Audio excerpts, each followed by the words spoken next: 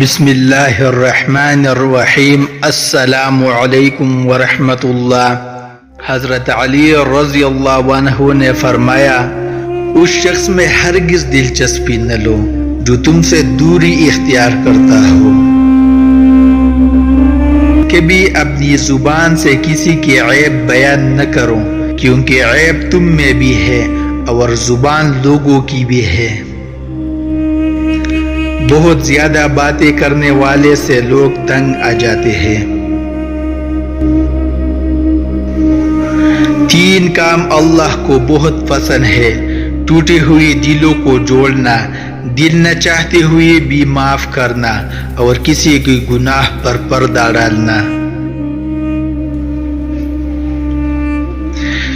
کسی انسان کی محبت پانا چاہتے ہو تو اس کو بتا دو، کیونکہ زندگی موقع کم اور دھوکہ زیادہ دیتی ہے۔ ایمان اور حیا 2 ایسے پرندے ہیں کہ اگر ان میں سے ایک اڑ جائے تو دوسرا خود ہی اڑ جاتا ہے۔ جو چغل خور کی بات پر اعتماد کرتا ہے، اپنے دوست کو اپنے ہاتھوں سے کھو دیتا ہے۔ جب تم کسی کو اکیلا دیکھو تو سمجھ جاؤ کہ وہ ایک سچا انسان ہے، کیونکہ بیر ہمیشہ منافق کے ساتھ ہوتی ہے۔ ہر شخص کا غم اس کی ہمت کے مطابق ہوتا ہے۔ اس کو دوست مت بناؤ جو کسی محفل میں آپ کو شرمندہ کرے، خواہ وہ مذاق ہی کیوں نہ کر رہا ہو۔ ذلت اٹھانے سے بہتر ہے کہ تکلیف اٹھاؤ۔ جب کوئی چیز اپنے والدین کو دو تو اس طرح دو جس طرح کوئی غلام اپنے آقا کے سامنے کوئی چیز پیش کرتا ہے۔ نصیب ہار جاتا ہے لیکن دعائیں ہمیشہ جیت جاتی ہے۔ بس یقین کے ساتھ اللہ سے مانگتے رہو، رب ہے تمہیں مایوس نہیں ہونے دے گا۔ ہر سنی سنائی بات کو بیان نہ کرو، ورنہ تمہاری بے وقوفی کے لیے یہی بات کافی ہے۔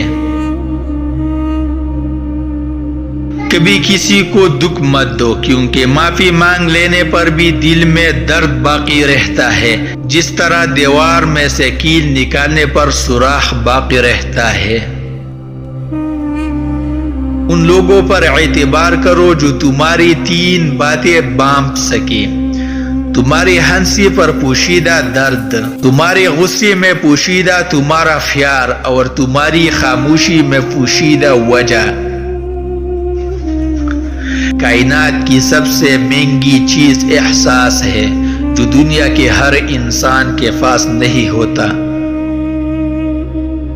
انسان واحد مخلوق ہے جس کا زہر الفاظ میں ہوتا ہے۔ اخلاق ایک دکان ہے اور زبان اس کا تالا ہے۔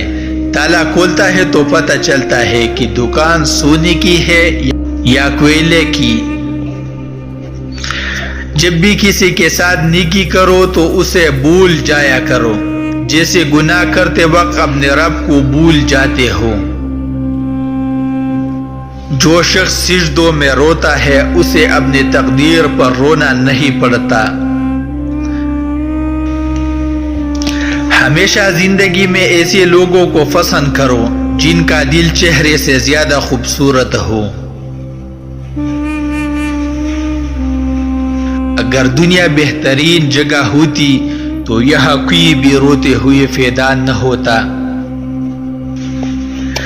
جب ہر طرف سے مایوسی اور پریشانی گھیر لے اور دور دور تک کوئی راستہ دکھائی نہ دے تو سمجھ لینا کہ یہی وہ راستہ ہے جہاں سے منزل قریب ہے۔ جو تمہاری خاموشی میں تمہاری تکلیف کا اندازہ نہ کر سکے، اس کے سامنے زبان سے اظہار کرنا صرف لفظوں کو ضائع کرنا ہے۔